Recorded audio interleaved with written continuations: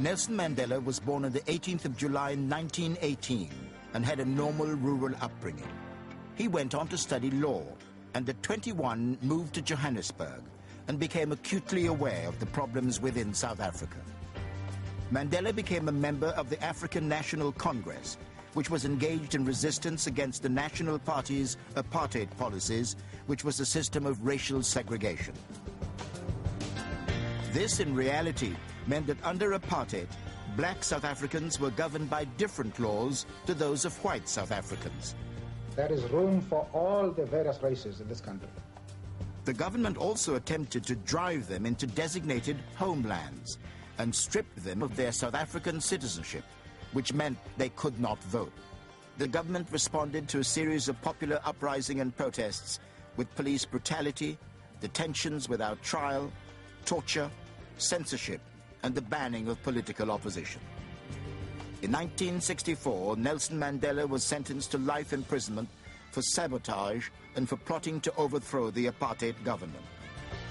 He refused to compromise his political position to gain early release and became a symbol of resistance as the anti-apartheid movement gathered strength.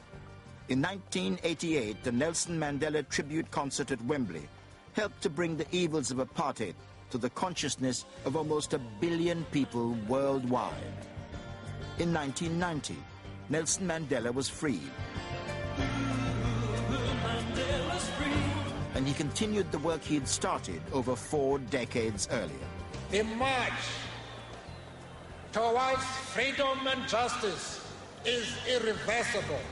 In 1991, he became president of the ANC, and in 1994, became president of South Africa after the first all-race elections. Nelson Mandela has continued to be one of the most important and inspirational leaders of our time. After spending 27 years in prison, and despite the crimes committed against the South African people by the apartheid regime, Mandela encourages forgiveness and reconciliation. In 2003, Mr. Mandela set up his charity.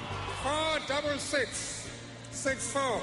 Its focus is HIV prevention, and alongside his other charities, the fight continues to galvanize the world against disease and the social ills that afflict nations everywhere.